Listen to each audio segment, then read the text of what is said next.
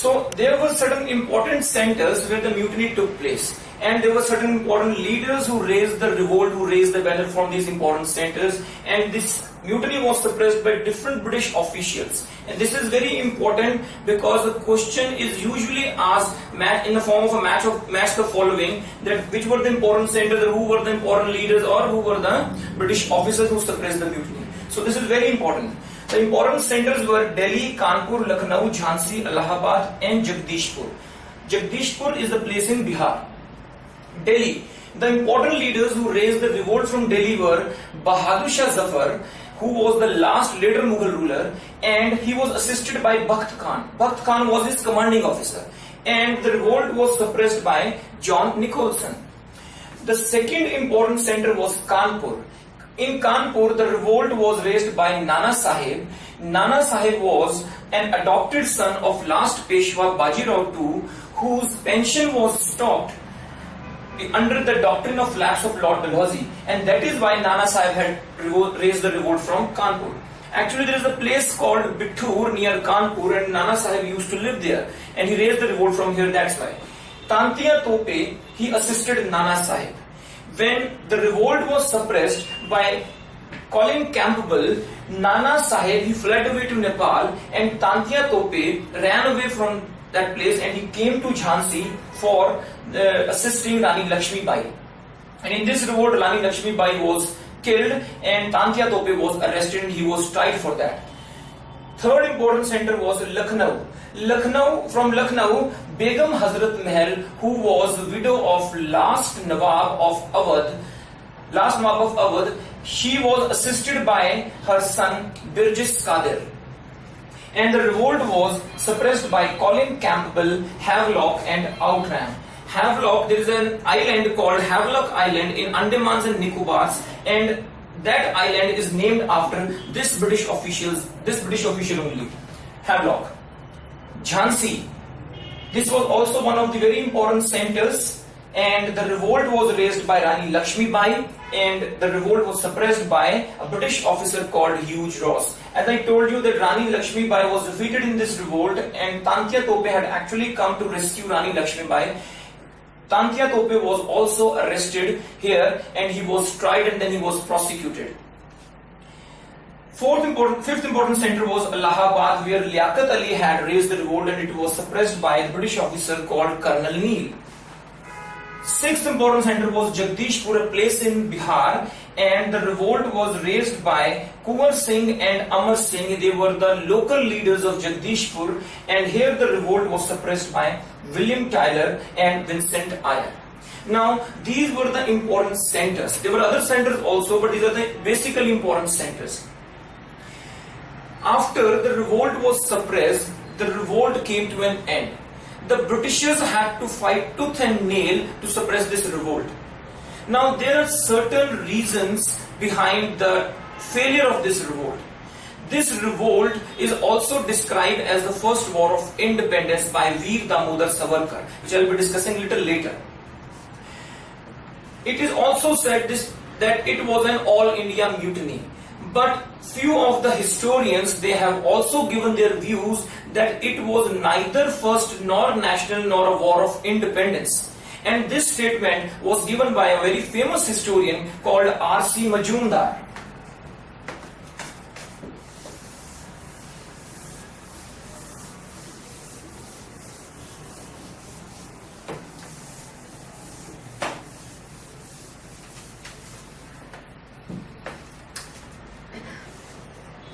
R.C. Majumdar. He described this revolt as neither first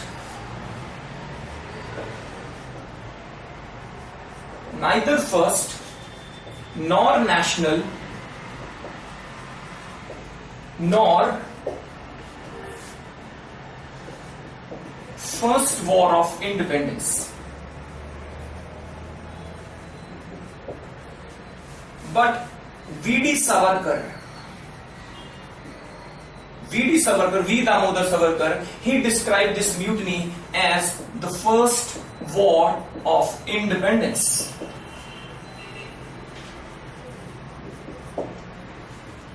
First war of independence.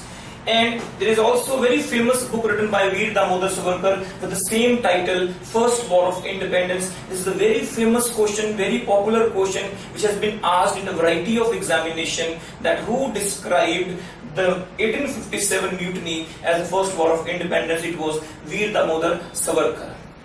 Friends, here I would like to give you one important and the latest information which has not been so far approved by the government of India, but recently, few days ago, our Human Resource Minister, Mr. Prakash Javadekar, he has recently announced in Odisha that the Paika Rebellion, Paika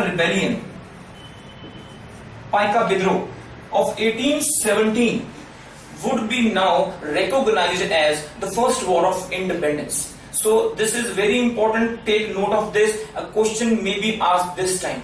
So far this has not been officially recognized, it was just a statement given by our Honorable Human Resource Minister Mr. Prakash Javadekar that Paika Rebellion of 1857 which took place in Odisha. And that this rebellion would be now considered as the first war of independence, and very soon if the government approves it, it would be published in the NCERT books also. But so far this has not been officially recognized. So if a question comes which is the first war of independence, it would be the 1857 mutiny only. 1857 mutiny only. Okay, so this was the latest information which I wanted to add here.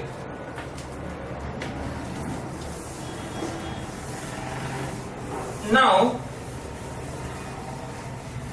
there were certain reasons behind the failure of the revolt. Which were those reasons?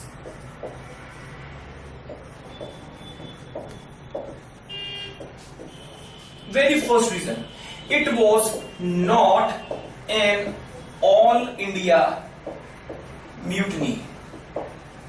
It was not an all India revolt because it was saturated, it was restricted to the few of the territories in India, it was restricted to few of the areas of India. So that is why it was not an all India mutiny. Secondly, there was no proper leadership. There was no unified leadership. The leader, the unanimous leader, that is Bahadur Shah Zafar, he was almost 80 years old at that time. So he could not provide an efficient leadership, a strong leadership to the mutiny. Thirdly, there was no sense of nationalism prevailing. No sense of nationalism prevailing. Why? Because the Scindias, Holkars and Nizam Hyderabad,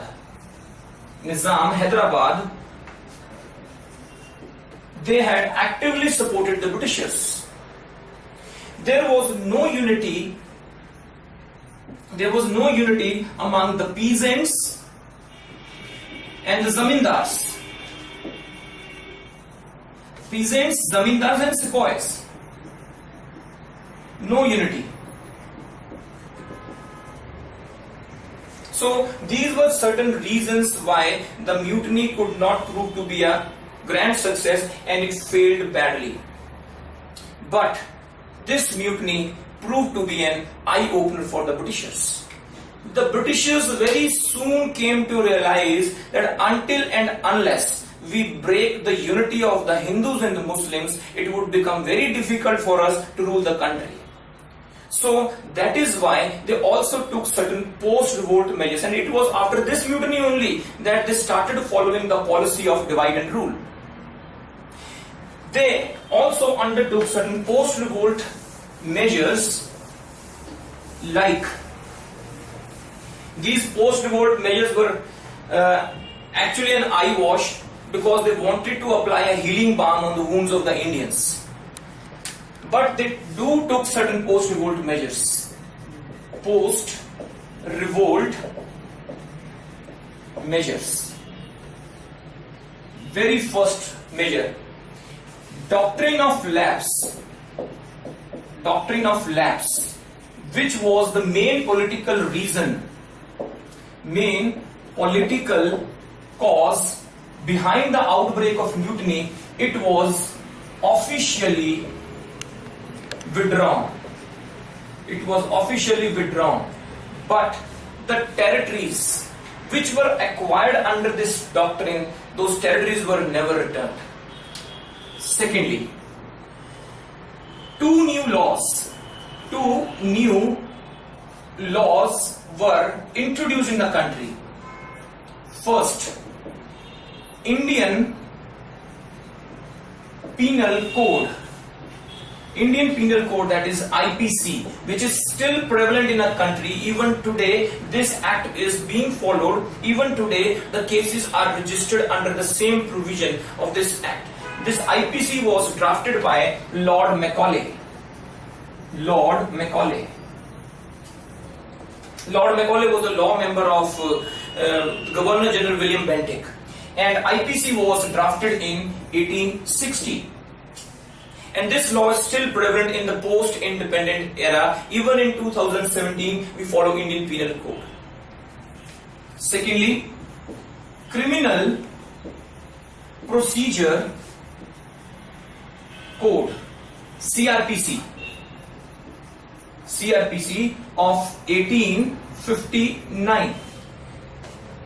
No doubt we even today follow the Criminal Procedure Code, but we do not follow the 1859 code. At present, we are following the 1973 code, which was drafted in the post-independent era by the Indian Parliament.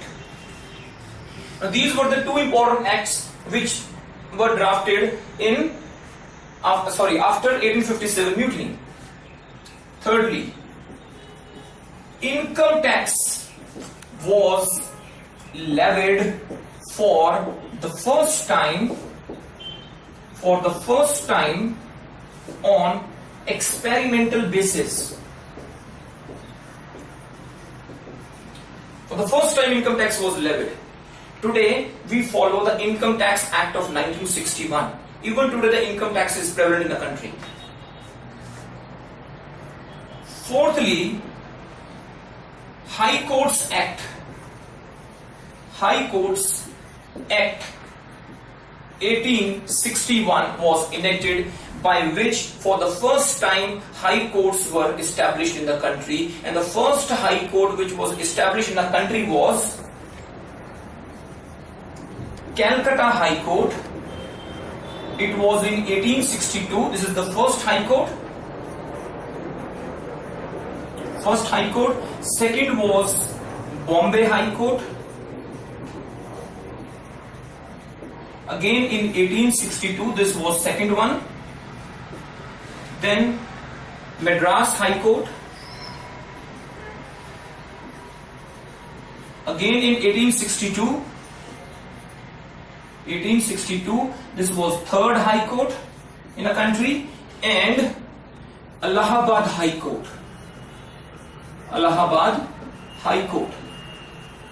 It was in 1866. This is the fourth High Court in the country.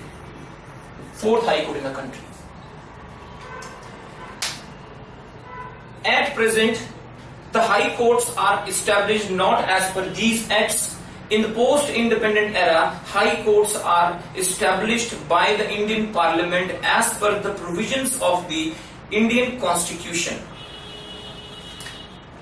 At present, we have, let me tell you one thing more. At present, we have 24 High Courts in our country, and the latest one, at present there are 24 High Courts in a country, and latestly 3 new High Courts have been established in our country. 3 new High Courts established in a country in 2013, and those 3 High Courts were Manipur, Meghalaya, and Tripura for the northeastern states. This is one of the major reforms undertaken for the northeastern states, which usually find themselves neglected by the Indian government. This is one of the major steps undertaken by the Narendra Modi government. Recently, this in 2013, they have formed these 3 new High Courts. It were opened in 2014. by Mr. Narendra Modi only.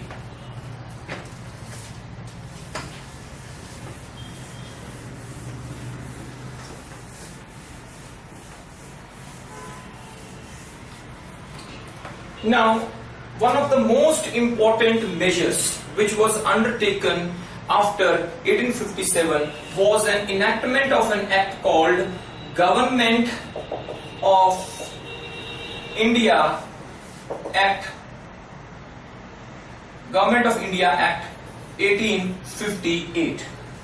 This is very important act, and this act proved to be a turning point in the course of the British history in India. This act replaced the Charter Act, which was the last Charter Act of 1853.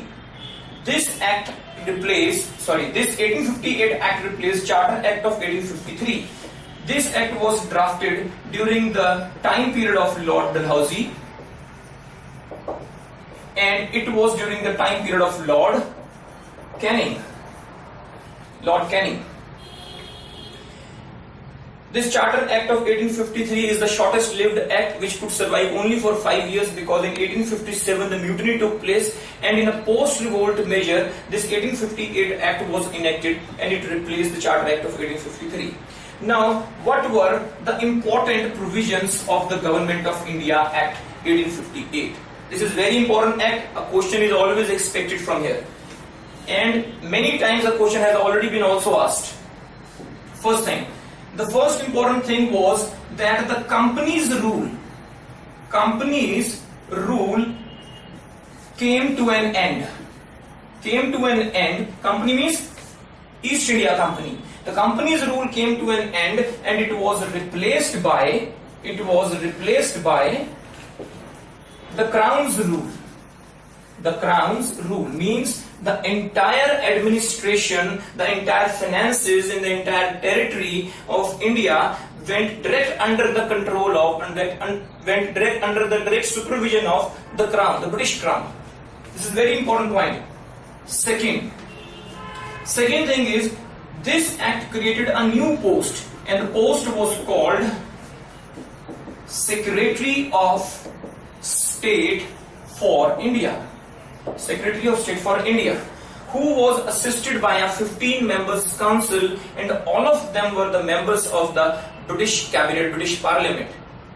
And this Secretary of State for India, who was assisted by his council, he was answerable in the British Parliament for the Indian affairs. So whatever decision would be taken for the Indian administration, for that they have to give an answer in the British Parliament. So in a way, through this act, an answerability was fixed of the Britishers. A transparency was tried to be transparency was brought into the Indian administration.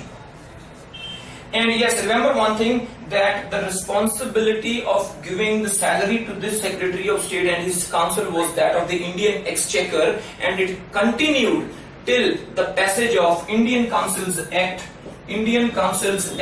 1919, which is also known as Montague-Chelmsford Reforms. Montague-Chelmsford Reforms. The salary was being drawn from the Indian Exchequer, and this system continued till the passage of Indian Councils Act 1919, Montague-Chelmsford Reforms, and the first Secretary of State for India was Lord Stanley. Lord Stanley became the first Secretary of State for India. Here also, Montague was the Secretary of State for India, and Chelmsford was the Governor General of India at that time. Thirdly, very important, the post of Governor General of India was replaced by Viceroy of India.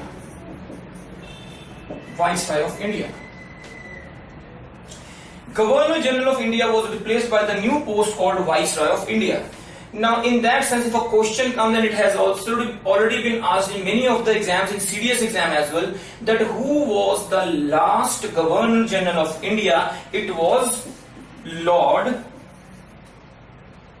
Canning. And who was the first Viceroy of India? It was also Lord Canning. Same Lord Canning. Lord Canning, in whose tenure this act was enacted. The post was changed from Governor General of India to Viceroy of India. So remember this thing, the last Governor General was Lord Canning, and the new Viceroy was also Lord Canning. And if a question comes, in whose time period the mutiny took place, it was again Lord Canning. It was during the time period of Lord Canning only that the mutiny took place. His time period was from 1856 till 1862, and in 1857 this mutiny took place, and in 1858 this act was enacted, by which he became the last Governor General of India and the first Viceroy of India. So friends, this is one of the very important topics which I have tried to explain in detail. Do remember this thing, that this is a very important topic and a question is always expected from this area. Not only in CDS exam, but in variety of exams, even in IAS exam, the question related to 1857 has been asked many times. I hope this video must have helped you, and it would also help you in other exams also. Thank you so much.